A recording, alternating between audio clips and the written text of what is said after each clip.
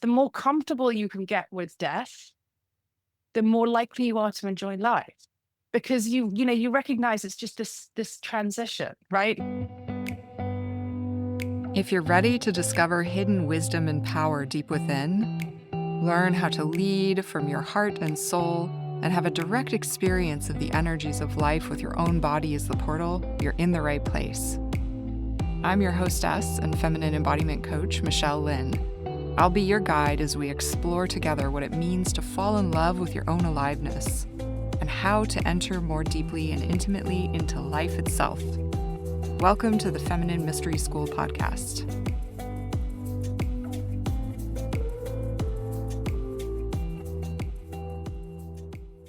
Welcome back to another episode in our Mapping the Descent series. This is a soul-drenched exploration of the dark night, the unknown, and the deeper initiations that transform us.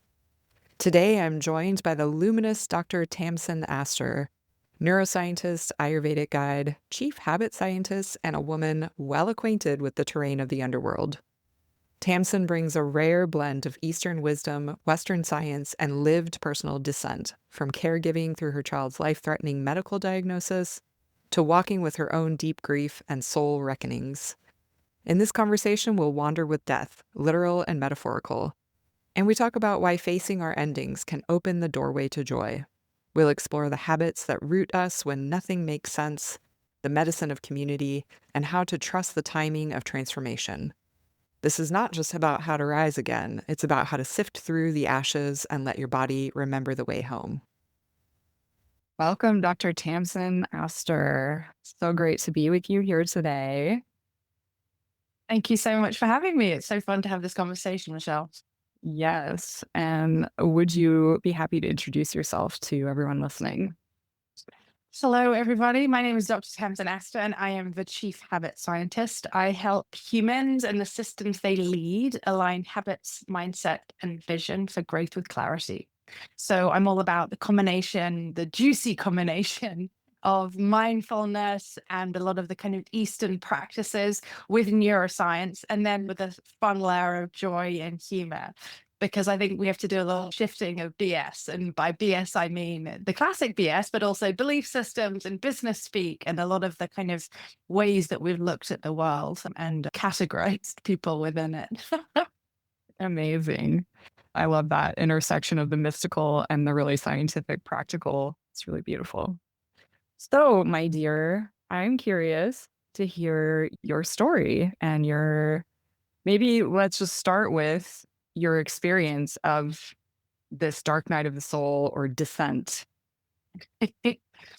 So I've had a couple of descents in my life, and usually they are triggered by something happening outside me that is quite significant and impacts my belief systems, my understanding of what it means to be the person I am in the world. So, for example, the first one was when my at that point younger child, now middle child, was diagnosed with cancer. And, in this world that we live in, somebody who lives in the West who has access to, immunizations and healthcare, the idea that I could potentially be facing the death of a child, which in many countries currently and, only a few generations ago where I live was normal. And so that was something that really made me sort of sit with it. And it created a lot of space and reflection around how uncomfortable people are talking about death or the potential for death.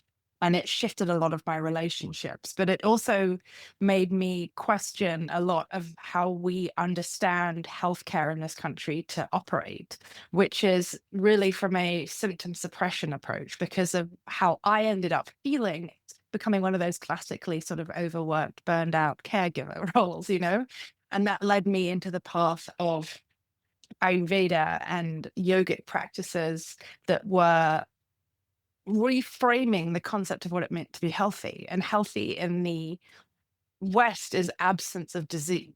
Healthy in the East is, are you seated in the self? And that for me was a huge reframe to think about what it means to be somebody who is showing up and feels really grounded. Because you can have no symptoms of anxiety or no symptoms of heart disease or whatever it is that, that you may be being treated for, right? But you just still don't feel quite right. And maybe that's because you recognize there's something going on bigger in the context of the world, or your relationship is not quite right, or you're doing a job that doesn't feel aligned with who you really feel you are right now because you changed, etc. Right. And so this idea of well-being and health as being, are you seated in the self, made me really start to think differently. And each time I've had these dark nights of the soul, and they've often been, as I said, to do with things outside that have happened that have impacted my relationships with other people, it's caused me to sort of stop and pause and look at this concept of, am I seated in the self, or have I got completely sort of dissociated? Am I going down an approach of just trying to suppress individual symptoms, or am I looking at the whole system within which I'm operating? Wow, there's so many threads I want to follow here. I guess the first thing I want to touch on is this theme of death. Because with this dark night of the soul, a lot of these conversations I've been having, there is this theme of something is dying and something Mm, that's maybe emerging. But in your case, what you're talking about is actual death, not a metaphorical mhm, death, but us mhm, actually facing and looking at mortality, the mortality mhm, of somebody that you really love, which by extension, I think also brings into our awareness my own mortality and the bigger mystery of what is this life and what are we doing here?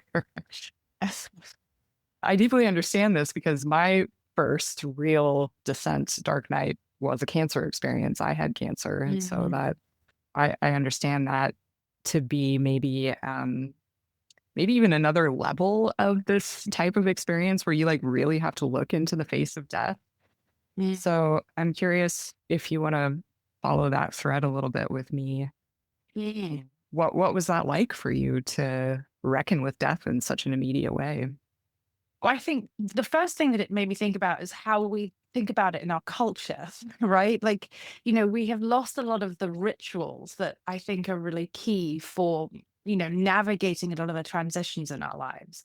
And, the first time that really became clear to me was I was at a ice cream social for my 4-year-old when my 2-year-old was in the hospital for chemo. And chit-chatting away and eating ice cream, and the preschoolers are all running around and chatting with another new parent at the school. So, do you have any other kids? Yeah. Where is he? He's in the hospital right now having chemotherapy. And you could just see this look of like, oh, look, I just finished my ice cream, and walking away. This sort of complete fear that some people have. And I noticed that with some of my friends. It was as if they couldn't face the idea that that might happen to their own child. That the sort of the way it was reflected back to me in my comment by me being, as I normally am, pretty open about what's going on and going, oh, okay, like that's not the done thing. you know so that was my first awareness of it. And what was interesting is at that point I had been studying Buddhism for a while. And one of the things that we'd been working with in the books that we were studying and the texts we were reflecting on was that the more comfortable you can get with death, the more likely you are to enjoy life, because you recognize it's just this transition, right? Like it is getting your period and becoming a woman, or having a child and becoming a mother, or losing a parent, right? All of these sorts of transitions, getting married, getting divorced, right? And we as a society are better at some of these than others, and I've definitely noticed that as an immigrant in this country, which of those rituals are way more highlighted in, right? And they tend to be the really big, juicy, fun ones. Like I'm always amazed at how people have photos of their engagement. Because to me, like an engagement felt incredibly private and personal. And I'm always amazed when I see on social media like these, and I'm like, what's going on here? Isn't this supposed to be this incredibly intimate personal experience? How is there a photographer hiding in the bushes and the woman knowing that she had to get her nails? I just think for me, like it's about Yeah, I mean, like for me, it was a reflection of the society living in as much as anything.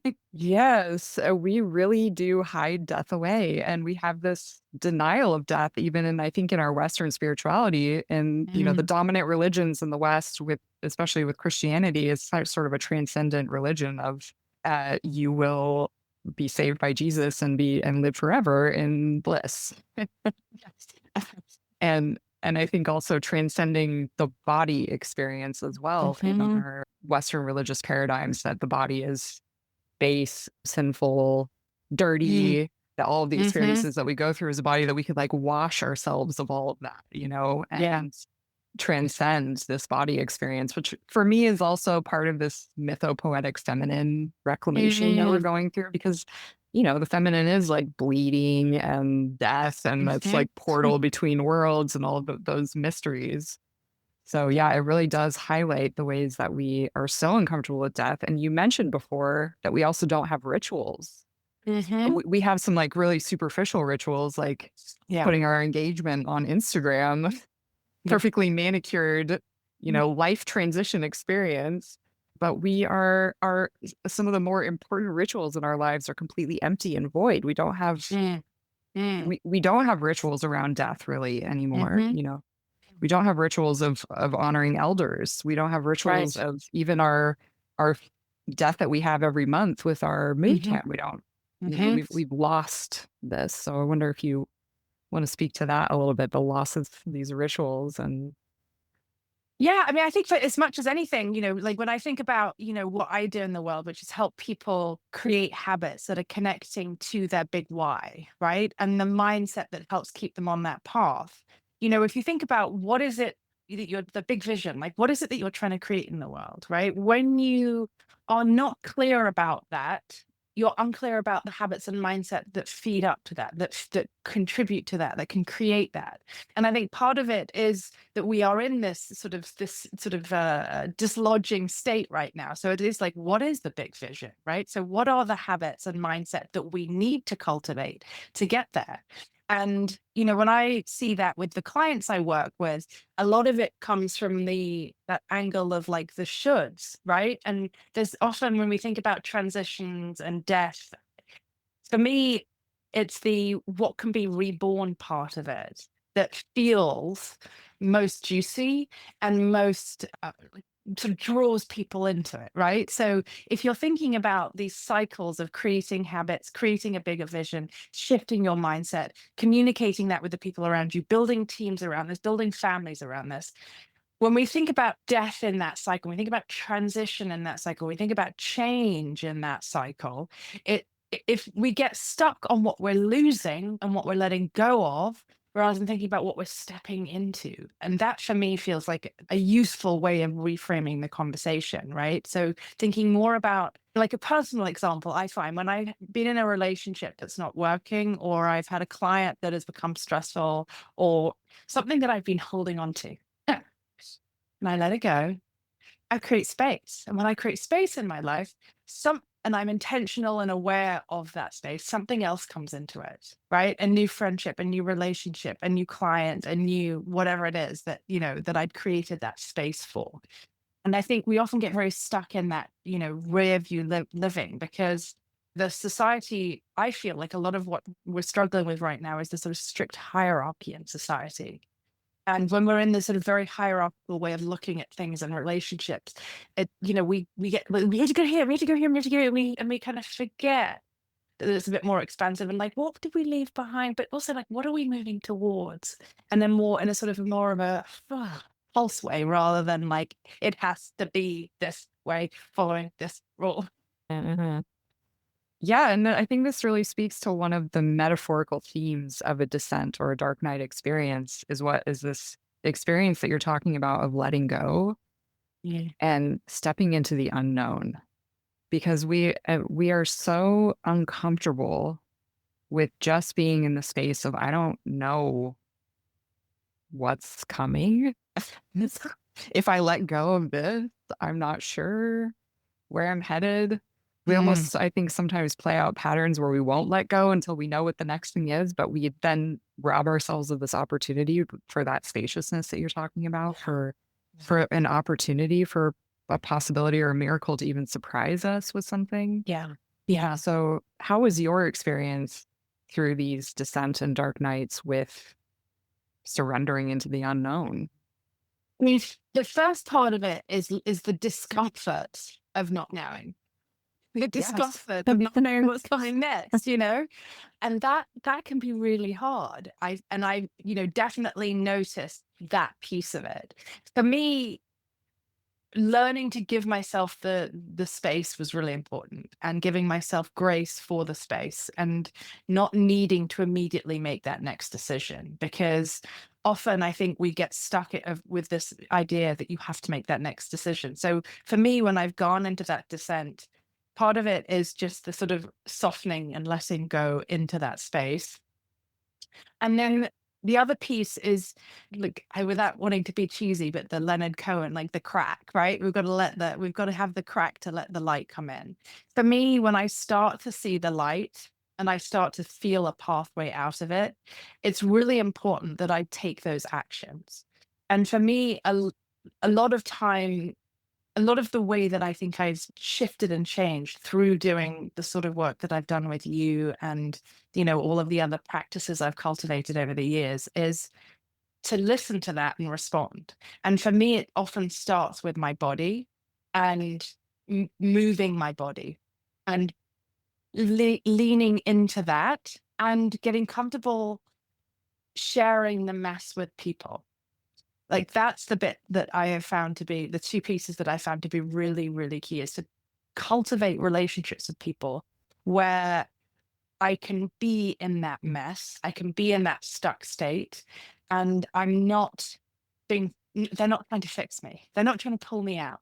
And that when people are like, "Oh, no, no, but you could do this, you could do that," that ends up, that to me feels like, and then when I say masculine and feminine, I don't mean necessarily men and women, but that sort of masculine energy of like, let me fix your problem, right? Like, you are in this descent right now, and I have the tool, and let me pull you out, because it's really uncomfortable for me to watch you be stuck in that descent, in that mess, in that confusion, in that pain, in that sadness, in that lack of decision, whatever it is, right? And I've had sort of a variety of different ones, over the years. And learning how to do that and cultivate relationships where I can be like, nope. And for me, one of the pieces that was a real learning around that was when one of my children was diagnosed with severe depression during COVID. And through a lot of their therapy, they were able to say to me, when you come to me, mom, and you say, let's go and fill in the blank, things that I love, mom, like, make pasta from scratch, walk the dog, walk to our favorite ice cream stop. And I can't generate the energy and the intention to get out of bed and do that because of my depression. I feel worse because I feel like you're trying to pull me out of it. And I know you're doing it from a place of love. And it was wonderful to be able to have this conversation because they've been in a lot of therapy and they were learning these skills, right? But for me, it was this like, oh, I know that feeling, and having that reflected back to me of like, oh, yes, when somebody tries to fix a problem that I don't want fixing, but I just want to be able to talk about and be in, and not be. And for me, a really helpful framework that was just became a useful way of navigating that was the three H's, which I think it was Charles Duhigg came up with, which is, do you want to be hugged? Do you want to be heard? Or do you want to be helped? And prefacing these conversations with somebody who's like, you're in that descent. And you're like, no, no, I don't want to be helped. I just want to be hugged right now. I just want reassurance that I'm okay because it feels a little scary right now. Or I just want to be heard. I want to be able to say this stuff out loud because if I say it out loud, I might actually be processing a lot of it and make more sense. But you can reflect back to me like, I hear that you're feeling sad, but don't try and give me solution. That's the help, right? So clarifying that when you're in a sticky situation with somebody or yourself, and whichever way you're coming about it, is to me has been a really helpful tool to kind of preface the interaction so that if it's me or the person in the dark night, it's clear, right? Mhm. Yeah, I think that's so important even internally because you're Mm. speaking to that not feeling alone and having external spaces where you can be a mess and just be a mess and not have to be fixed is so important to weather these waves that come in life. But there's an internal thing that happens too, where we're internally, we're like trying to fix ourselves and get out of it. Mhm. And yeah, so I think those questions are important even internally. What is it I really Mhm. need here? Do I need Mhm. connection? Do I Mhm. need just to sit here and feel, or do I actually maybe I do need a solution or, Yeah. a medicine or something that's gonna be a balm for me right now. So having that Yeah. self-awareness feels really important.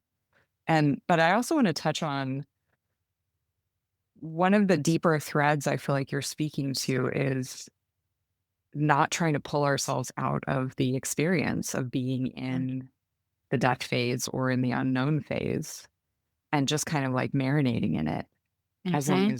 as long as you need to marinate in it. Mhm. So I'm curious what has been your experience in terms of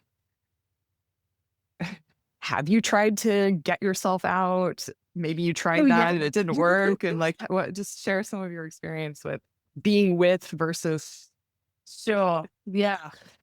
So one of the things that I found, I've meditated every morning for years, since 2007 or 6 or so.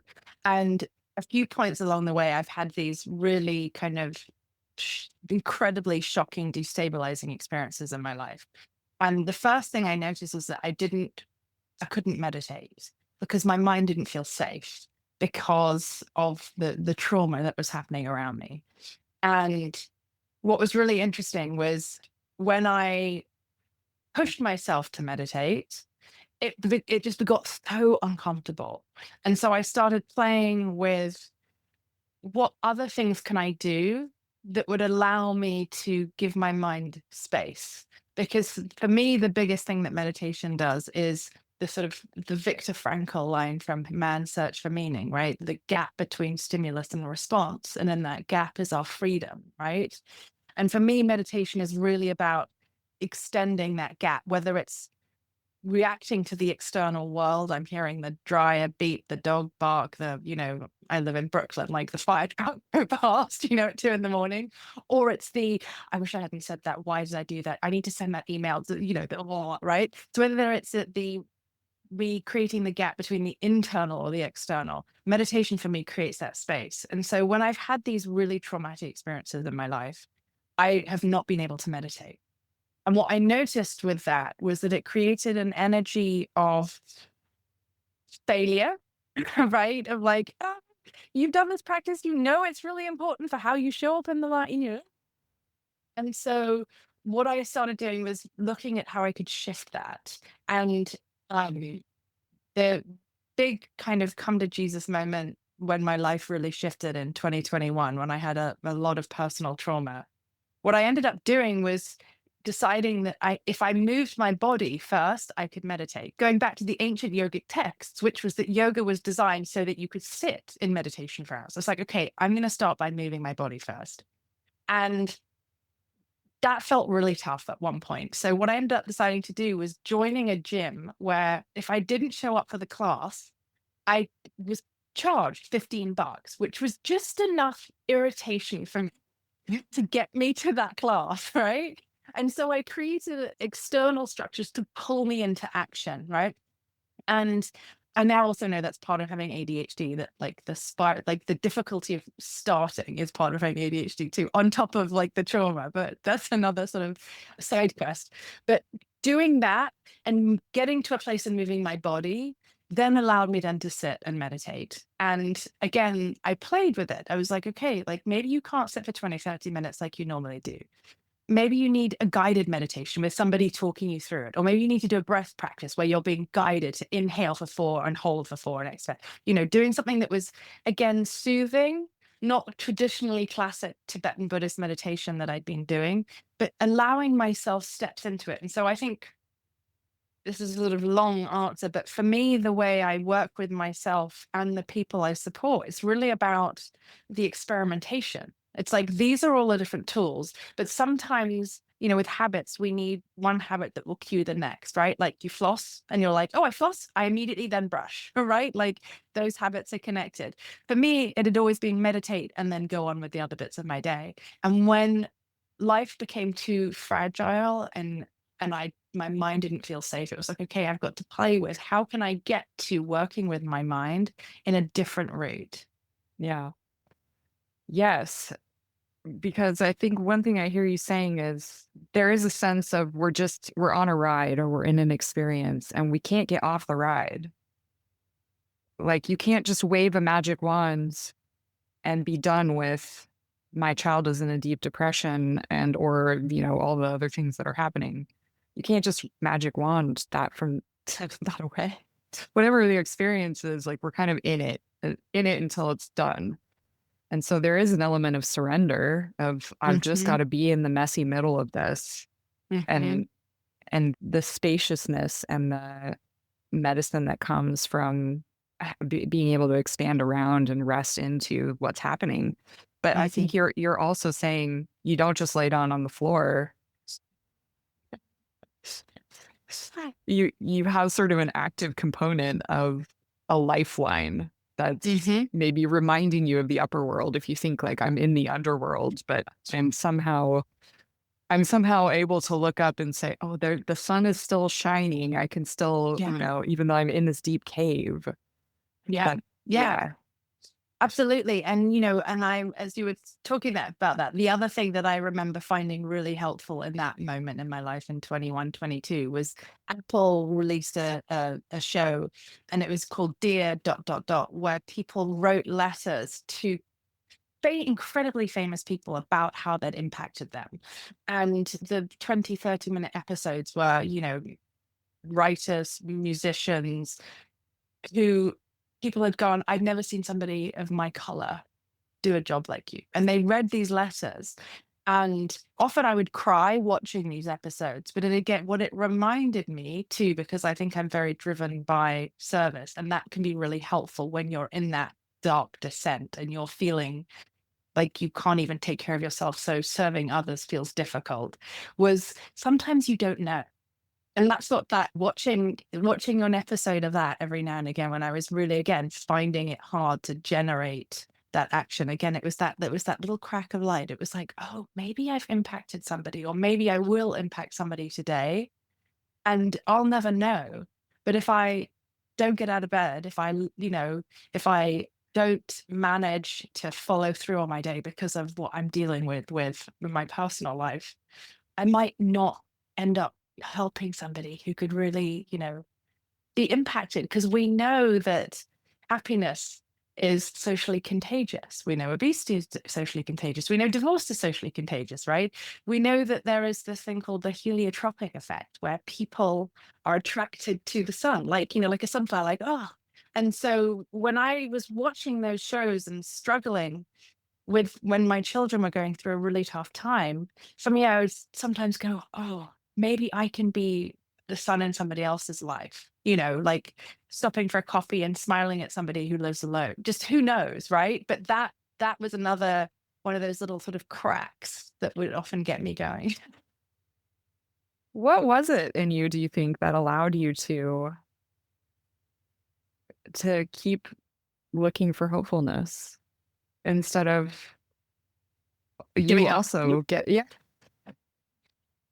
Is that It's just you interesting. because you're so bright and is that just like a personality trait that you have and or is there Yeah, some yeah. I think it's a combination of things. I think, as a child, my grandmother's nickname for me was Sunshine.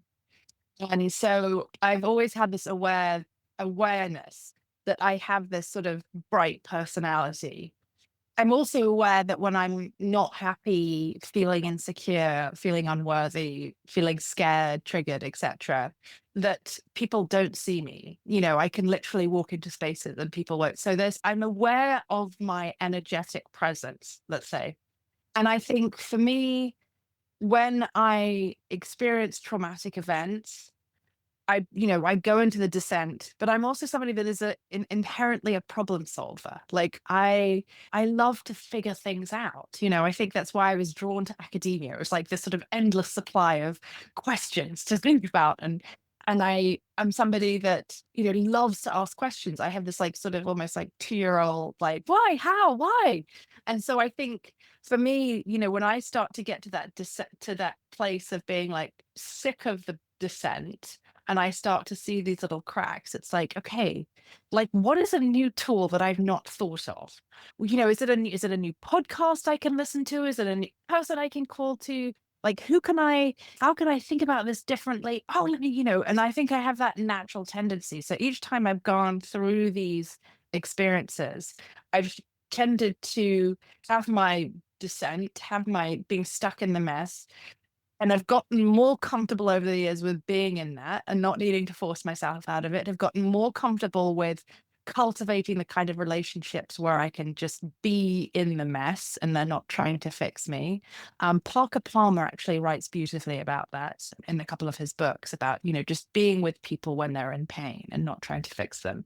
And then for me, it's then, okay, what helps me get out of this? And when I've found a particular tool that has worked, I then dig deep into that tool, which is one of the reasons I've got so many certifications. It's not because I really care about having all the certifications or letters after my name. It's like, oh, this is the way my brain works. I'm like, let me read and like be in community and talk with other people. Like, so, the last few cycles I've gone through, what I've realized is that a lot of this work is really beautiful when it's done in a community where people feel safe, where psychological safety in the community is prioritized. And I've been in a community like that for a few years and have started doing their certifications on conscious convening and how to be somebody who is skilled at and has expertise in the choreography of holding a space and helping people create connections and intimacy within that space. Because for me, I started to realize that, there's great power doing a lot of this work one-on-one with a one-on-one coach, with a therapist, with a friend, all of the ways that we do a lot of this work with ourselves, with our journal. But there is something about being in a community where you can be completely raw and vulnerable and you know that you're safe and you're given juicy questions to reflect on. So for me, that was the sort of latest iteration for me was, and the last round of training. And I expect I'm going to be one of those people going, oh, I found a new certification when I'm 79 years old, because when I find something that works, I just want to integrate it into all of the practices I have and then share it with other people if it can potentially help them. Mhm. You remind me a little bit of my grandmother, who's no longer living, but when she was about my age, even a little bit younger than me, her husband, my grandpa, he was killed in an airplane crash. And Mhm. being so young and they were so in love, as far as I understand, I never met him because this was a year before I was born. It was very Mm. traumatic for her. Like her hair went completely gray within Mm. 6 months of his death. And, it was a huge loss in her life, as you might imagine that something like that would be. And my grandmother, subsequent to that, changed her name to Joy Mm. because she made a decision that she was going to be the embodiment of joy, that she was not going to let Mm. experiences and circumstances, that she was going to Mm. create that and be it and live it. And she changed Mm. her name to That. reflect that, which I have just, it has been a story. I mean, obviously, she's an important part of my life and a woman who is very inspiring for me. But that story is something that I've really held on to, that we Mm. do get to choose joy. Mm. So I really see that in you. And you mentioned curiosity, you mentioned Mm. community, but I Mm. wonder if somebody doesn't naturally have that kind of I choose joy and I will be joy no matter what, Mhm. indomitable, like life Mhm. affirming spirit. What can somebody do? Do you have any advice maybe for how somebody can tap into that perhaps? Mm. So a couple of things I think. One is to access the things that do bring you pleasure, right? If joy feels too much, or that at least or bring you peace, right? So for many people, being in a state of flow can be really helpful, right? And so, we know from the brain that when you're in a state of reactivity, it's really hard to be in a state of creativity because they are kind of polar opposites of each other in terms of where they operate in the brain. And so when you can find things that can reduce the reactivity so that you can move into creativity. And so part of that is the nervous system work, right? So doing your breath work, doing your meditation, making sure that you're getting your sleep, exercising every day. I call them like the healthy sex habits: sleep, eat, exercise, basic relationship with self, right? So doing some of that kind of, structure that supports you, and then figuring out the things that bring you into a state of peace. So maybe it's when you are playing an instrument, maybe it's when you are watching a play, maybe it's when you're listening to live music, maybe it's going to the park when everybody's dogs are off leash at 7 in the morning, right? So again, it's you doing some of that work to recognize and reflect on, where do I feel, where do I lose track of time? Where do I not get stuck in the to-do lists and in a crude way, the fear of the future anxiety and the past depression, and accessing those sorts of places of flow sort pull you out of reactivity, right? So one way to do it is in a that kind of inner work, and another is a sort of cycle of giving and receiving. Right. When you think about cycles of giving and receiving, I remember that movement a few years ago of the, hashtag random acts of kindness, right? Like, buy the coffee for the person behind you in the drive-through coffee line, right? Which now living in Brooklyn, the idea of a drive-through coffee line is really funny. Anyway, so I never drive my car anymore. But finding something where you can just do something for somebody else. So another place that I've found to be helpful, where again, you can build community. And again, it may not be joy, but it can be about bringing hope and peace to others, is, volunteering in your community, delivering food to people who can't leave their homes, working in an animal shelter and, walking the dogs, things that, so again, it's like accessing things that bring you peace perhaps, or get you into a state of flow, maybe rather than something as elevated as joy or pleasure or like rah.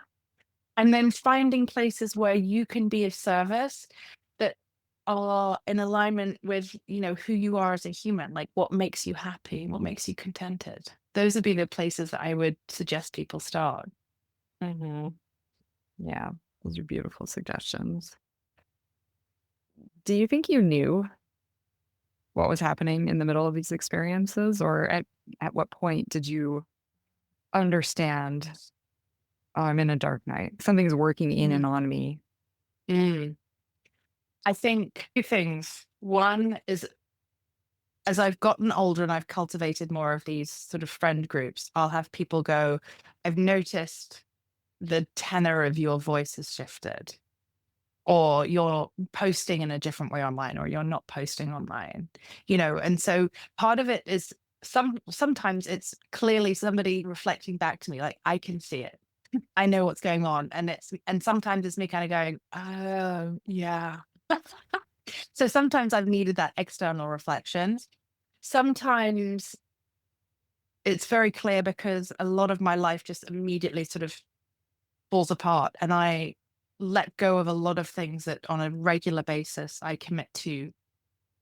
So I drop things and then I kind of go, oh, I've dropped that. And I've sort of that noticing of what I've let go of. And for me, there's a sort of pivot point. There's this moment when I start to see the light and I can feel it, and I can feel that shift. And that when I start to get to that point, I can then start to be more thoughtful and look back at what has happened, because sometimes I'm not entirely clear, like I sometimes I can identify the thing that happened, right? Because often it's pretty obvious what the thing that's happened, but the sort of the nuance around that of like, how is that impacting how I show up, what it means for me to be in this role, in this whatever it is, right, that's creating the dark night. So I think it's a sort of a combination of things. Often it's that external reflection from somebody else. Sometimes it's the awareness when I start to make the shift out of it, and or it's the sort of noticing of the things that I let go of. And the things that I tend to let go of are outreach. or like, let's make plans, let's do something. There's this show that it's, I just sort of, when I go inside, I constrict. And so for me as well, having friends who notice that has also been a huge game changer. Cultivating those. One of my friends, she and I call it a spiritual friendship, is that we're committed to showing up for each other in that kind of way. And if I don't text her for a while and she sees I hasn't posted and I haven't called her, she like, it's like, hey, what's going on? What's going on? Mhm. Because she's been there for a couple of the big ones. 'Cause we don't always know, do we? We Mm. don't always realize until maybe we're suddenly in the messy middle, and then we go, "Wait a minute. I think something big is happening here." Yeah. And I think especially if maybe this is the first time that you're having a conscious experience of there's a Hmm. death and rebirth happening within me or around me, yeah, that we don't Yeah. always realize. Maybe we realize faster on the 3rd or 4th time that something like that happens. But if it's the first time, and you might just be like kind of topsy-turvy land. I don't know what's Yeah. happening to me right now. I don't know. Is this my new reality? Do I just live here now? Yeah, yeah. And I suspect part of that is also to do with what your kind of trauma patterning is, right? Are you somebody that just like doesn't pay attention to what your body's telling you and you just dissociate and you stay in the head, And it's very easy for many of us to just be like, everything's fine. I can keep going, I can keep going, I can keep going. And then maybe something falls apart in the body or in relationship to somebody else. And it's like, oh, ah. Yeah. I mean, modern life is a bit traumatizing in so many ways, which, yeah, is just a challenge sometimes, even just to be in modern life. And a lot of people react to that by disconnecting and dissociating in a variety of ways, whether that's getting lost in Yeah. shopping or Netflix or scrolling on our phones or drugs or various Mhm. different types of addictions, or even to some extent medicating ourselves in various ways, whether that's with Mhm. food or pharmaceuticals to just, like you were saying, kind of put a band-aid on a deeper symptoms. I think if probably that's not anybody that is curious enough to listen to this podcast. But that is, I feel like one of the first steps of going, well, I don't want to live at this dissociated, I want to Mhm. feel more. I want to have a bigger experience of something. And then kind of Mhm. starting to come down in, Mhm. you start to be aware of these bigger forces that are working on us. Yeah. Yeah, absolutely. I'm curious about that bigger force though. What is your current understanding of why this happens to us? Yeah. Why do we get pulled into the underworld? I think for me, I see it as as a learning. It's Mhm, because there's something I need to learn. mhm. Like And you're that's you're also very connected to the spiritual side, so feel free to yeah, to bring that in yeah. there. Yeah, so for me, it's really, I am Buddhist and I believe in the concept of karma, not the kind of hashtag karma, but like karma is energy and energy doesn't die and everything I do ripples out into the universe, right? And so for me, I have this sense that when I die, parts of me are just going to ripple out into the universe, and somebody's going to get my, wicked sense of humor, and somebody else is going to get, my ability to do a headstand from a wide leg forward fold, and somebody else is going to get, and these like parts of me are just going to ripple out, not necessarily all into one person, but they're just going to shift out into the world. And that for me makes death less scary, right? And something to be less afraid of.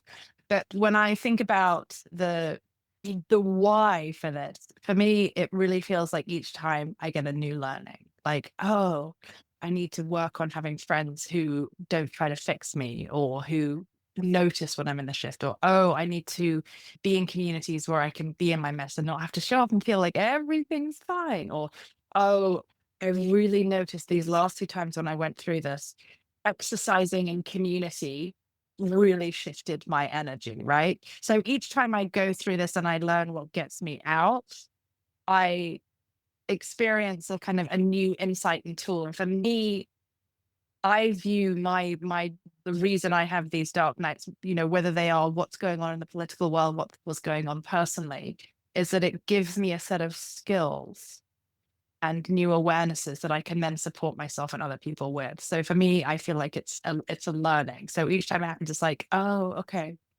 So I learned that. I needed to understand that when I went into this situation, I was not aware of XYZ. The political world right now feels to me like a place of extreme duality. And I feel like what we need to get much more comfortable with is being in a state of paradox, being comfortable with duality, holding the both and, for example. So that's for me what I feel a lot is what's going on in the world right now. Because I've been in the US for 23 years and I've watched that polarization over the last 23 years, that sort of separation.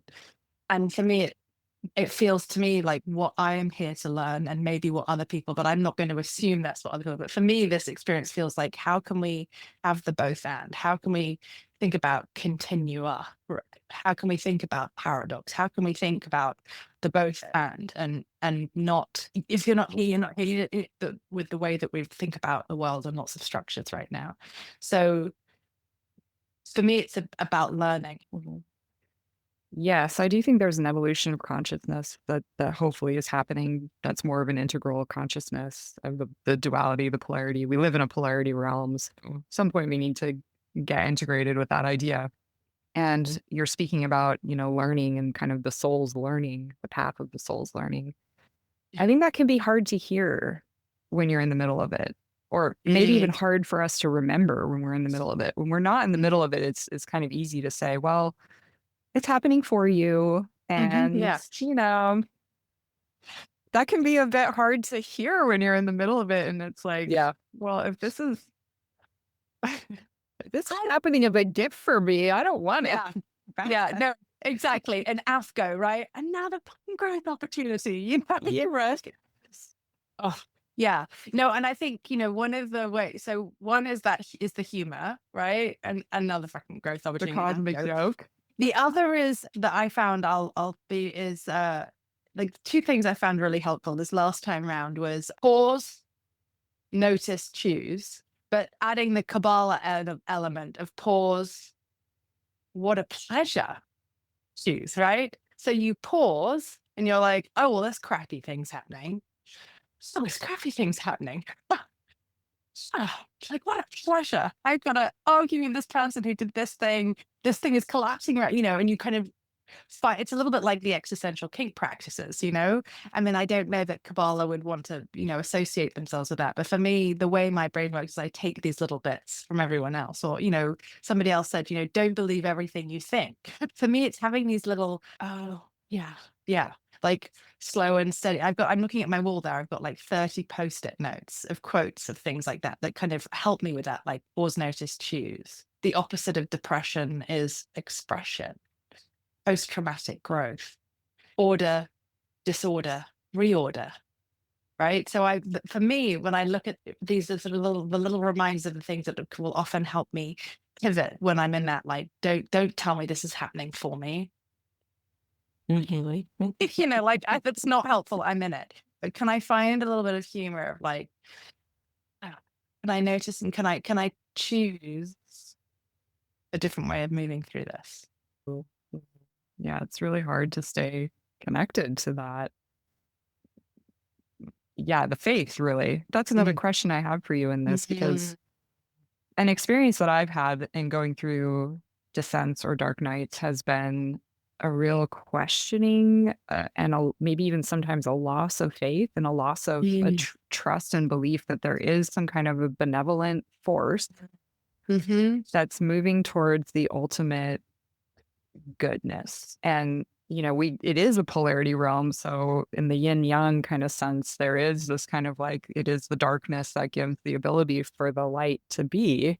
Mhm. But if there's like 51% light and 49% darkness, Yeah. sometimes it's hard to believe that there is that like Yeah. light bent towards a benevolent force when, Yeah. even if it's not happening to you, but you're just looking around at the world going, oh, Yeah.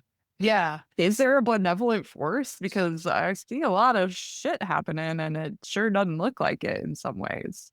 Yeah. depending on which direction we're looking. Right. And I think that's another part of it too, is that, if we look at the cycles of societies over the years, like societies break down. And look at the Roman Empire, right? We can look over, all of these cycles of, generations and frameworks for relating to each other and trying to contain people and try to control people or give people freedom. Like, is are people more free when they're in a communist structure, when they're in this unit, right? Like you look at all of these sort of cycles throughout history and all these different places, I think it's very easy to get stuck in the negative, right?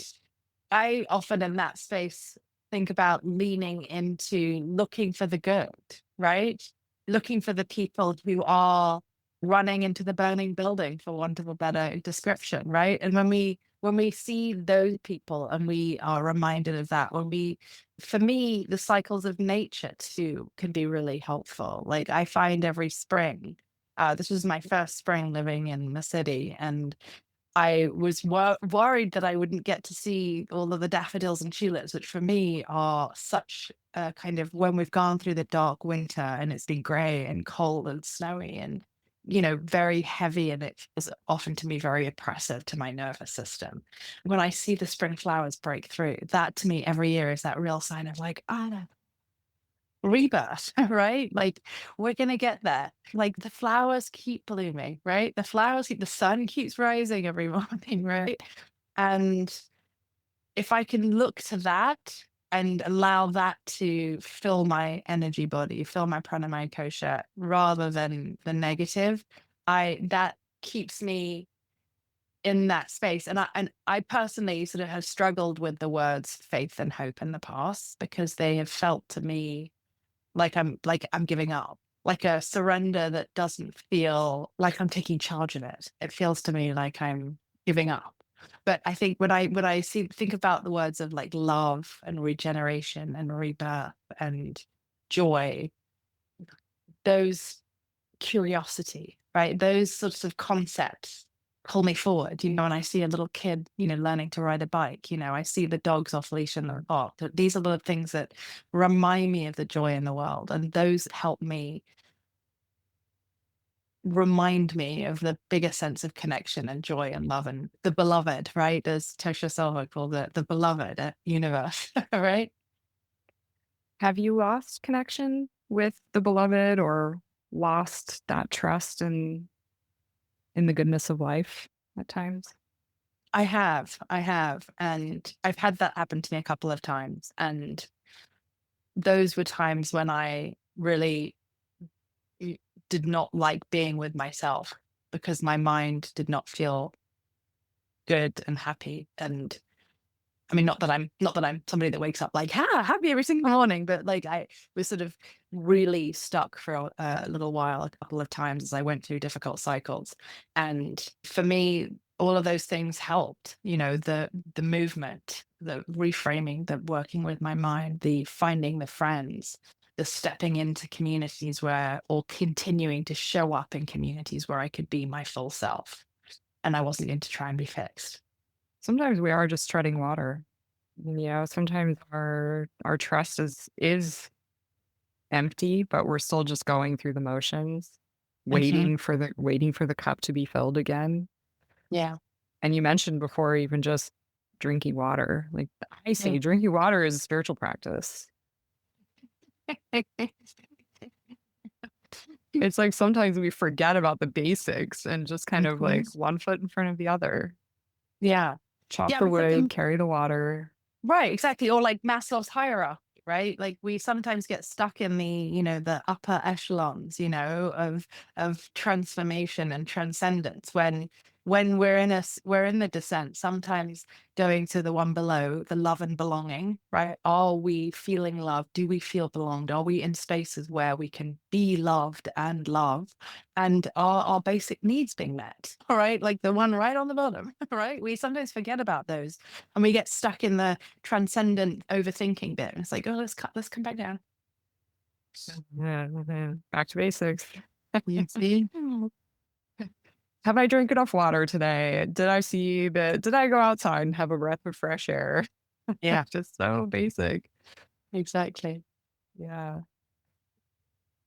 You talked a little bit before about getting out, but I'm curious about your process of getting out. Do you feel like you chose, "I'm gonna be done and move through this," or was it just, "I had to just wait for the process to complete?" Sometimes I just had to let it go and go through it myself. And sometimes I had to not I had to, sometimes I chose to start taking some of those structured actions, which really helped. Like, I'm really good at showing up for other people. And so that was sort of an interesting part of this journey too. Was I going to let down other people as I was in that dark night? Because I needed to just be in the funk? Or would showing up for other people actually help me? So that Mhm. was an interesting part in the process too. Yeah. So maybe a bit of both. Maybe it's a bit of Mm, the process has to play out and it takes as long as it takes, but we mhm, can also have agency in that too. mhm. Yeah. Yeah. And I think so I'm curious to hear about what did you receive or what treasures did you get from the descent experience? Mm. I think there is something really joyful about letting stuff go and the rebirth, the emergence. um, and I think we forget about that bit because often that involves a letting go of certain things and a letting go of certain mindsets or relationships or work, right? So that can be one really sort of huge piece that I really enjoy and benefit from. um, and I think the other thing about the descent is it also creates a deep sense of self-compassion, but also compassion for others on their journey, right? With the four agreements, like we don't know what people are going through. Don't make assumptions, right? And to that point that I made earlier about, if I could go out there and be somebody's, heliotropic, if I could be somebody's sunshine that they orient towards, they're like, oh, there is positivity, that for me is another part of it, is could I show up in that way for other people and step into that kind of energy and recognize that there is power in that energy? Or that if I took the step into the coffee shop, that somebody in the coffee shop might smile at me and give me that, because we live in community and we forget. Yeah, we're all just walking each other home, as they say. I don't know where that quote Hmm. came from, but I've heard it a Hmm. million times. We're all just Yeah. walking each other home. Yeah. And Yeah. we all forget. I don't care how far along you are on your path. We all forget this wisdom that you're sharing. So I think it's also important to speak into the experience to Mm, remind each other, even mm, if this isn't your first rodeo and you're quite far along on the path, that you still need to be reminded in many ways yeah. of the wisdom. Yeah. And I think there's something in the maturation of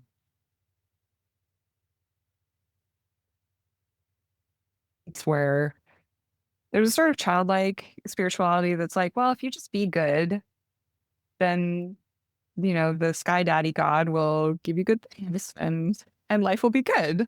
But then there's Yeah. this certain like maturity that has to happen that integrates the idea that bad things happen and challenging things Hmm. happen. And Hmm. how do we reckon with the idea of a benevolent God and grow and mature our concept of it's spiritual, a divine that Hmm. allows shit to arise in its creation? Hmm. Yeah. There's a real Yeah. maturation that happens there. Yeah. Yeah. I think the sort of the cyclical concept for me feels like the useful way to think about it, like nature, right? The birth, death, emerge, all of that. In all of the trainings I've done, this sense of the cyclical, I think, is a key feature, which I'm becoming aware of as you're asking me these questions. Is this right? That if we get stuck in a linear hierarchical, which to me has always felt sort of anathema to my system. And actually, when I started studying a bit of human design, I discovered I don't have the circuitry for the kind of hierarchy. So I was like, oh, so my nervous system, my energetic framework is actually not attracted to that. Yay. Not that doesn't provide a lot of support for people, but like it made sense why I always found very hierarchical structure. I'd be like, why? That doesn't make sense. Why are you putting this one before this one when this one can clearly go here? Mm. Yeah, that cyclical nature. It's the very Buddhist concept of Yeah. everything being sort of a cycle, but also Yeah. getting beyond the small self and our identification with us being just these kind of individual isolated egos and into Mm. a Mm. more communal, a more collective consciousness, a more even a view of ourselves that we're not separated and isolated, but we are part of this full breathing, inhaling, exhaling thing that's happening. Absolutely. Absolutely. And the breath to me feels like such an easy access point in many ways, right? To it. One of the things that I've loved that yogis have studied for so many years is that we breathe without thinking most of the time.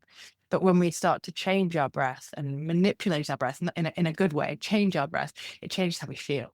And that's always Mm. and it changes how the people around us feel, right? Mhm. Yeah, totally. We can feel with our spidey sense and nervous system what other people's breath is doing. Right. So, yeah, Absolutely. yeah. I have just a couple more questions as we're coming to the end of this, and we kind of spoke on this a little bit. You mentioned on this a little bit, but I'm curious about the larger context for this conversation. If you have any thoughts about why it might be important for us to be having a conversation about the descent in the larger context of what we're experiencing collectively on this planet. So I think it's really important to be open about our own personal experiences and kind of normalize it. Like I've really appreciated in the last 5 or 6 years how, big celebrities are starting to talk about depression and anxiety and medication and with the death of a lot of celebrities from suicide. And, I mean, I really appreciate that we are shifting into a place where we are getting more comfortable talking about the mess, the difficulties, the confusion, the things that are difficult and hard. Because I think that when we create spaces for people to be open about the darkness as well as just the let's be more protective, let's be more joyful, let's make this all right, oh, right, is that everybody can potentially find their path through. And that's really for me what this is all about is helping people create freedom in their lives, right? Freedom to move their body, freedom in their relationships, freedom in their connections, freedom to make money, freedom to be successful on their own terms, right? And when we have conversations about this, with other people, when we're willing to be open and doing it in a way that feels comfortable, because somebody I know said, speak from the scar, not the wound, because I think it's helpful to be in a place where you've had some space and distance to reflect on it. So I think it's useful to do it for the learning for ourselves, but the way that it creates a shift in society by going like whole body's nerve effect, right? Yeah, just like you were talking about with the habits and each of our little tiny micro choices that create who we are as a Hmm. person. It's the same thing with us collectively as a society that our individual choices inform and feed who we're being as a society as well. Yeah. Is there any last piece of wisdom that you would want to speak into the experience of the dark night before we wrap up? I think I've touched on a lot of things that, finding your tribe, your community, your people, the people who you can be vulnerable with and messy with is really important. And finding people who will respect not trying to fix you is huge. And being willing to access the resources, right, that are out there, right? One of the great things about the world we live in now is how much technology there is, how much information there is out there. And a lot of it out there is total BS, but there is a lot of good stuff out there and a lot of good support structures out there. So I think being unafraid to reach out is, and listen to people, talk to people, be curious. I think back to my statement about curiosity, be curious with yourself. Like, oh, why am I feeling this way? Why does this, when I'm in conversation with this person, do I feel this way? When I'm doing this kind of work, so getting curious with how you feel in these situations and creating space to continue the conversation so we don't feel so alone. Because I think, one of the things that really struck me when Dr. Vivek Murthy, the outgoing general surgeon for the United States, stepped down in January of 2025, he had a prescription for the US, and one was to really step into purpose, another was to step into service. And it was sort of grounded around this idea of loneliness that, we've seen such an epidemic of loneliness since COVID. And it's really brought a lot of that to the surface. That can we create spaces and connections in our community? Can we link up and be open and loving to people? Right? And not just, there was an article in the Atlantic, I think it was the February issue, that had all these statistics on loneliness. Like 70% of food bought in restaurants in the United States is takeout, right? Like people exercise differently. So yes, use all this technology to access resources and support and new ways of thinking and therapists, but also connect with other people. Find your tribe, find your people. Yeah, and someone like you who has so many tools on board and so much experience walking beside people in these huge moments of transition, how can people reach out to you if they're really vibing with you and they want to hear more about connecting with you? I'm on LinkedIn. That's the place that I hang out the most. I write newsletters there. I do videos there. I post all that's going on, the workshops I'm creating, the facilitating I'm doing, the coaching I'm doing, the speaking. That's where I hang out. That's my favorite place to be. So it's my name, Tamsin Astor. Cool. And we'll make sure we get that in the show notes for everyone. Tamsin, thank you so much for being here and sharing your wisdom with us. This is such a rich conversation, such a gift to offer this to everyone. Really appreciate you. Thank you so much for having me. It's been lovely to dig in here and get insights for myself as well. Yes, wonderful. Take care. Bye-bye. Bye. Thank you so much for listening. If you like what you're hearing, please leave a review. It really does help get this podcast in front of more people. And come check out my offerings at embodiment-alchemy.com. If you're a way shower who wants to fully express your gifts in the world, then Force of Nature is for you.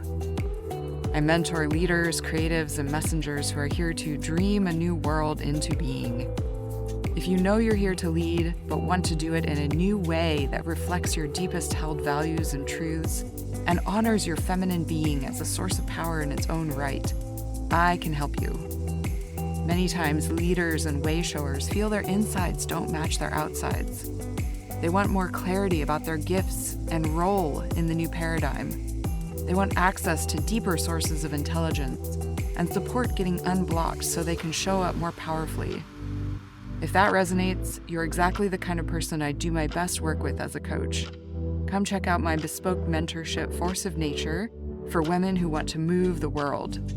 The link for Force of Nature is in the description for this episode, or you can head to embodiment-alchemy.com to find out more.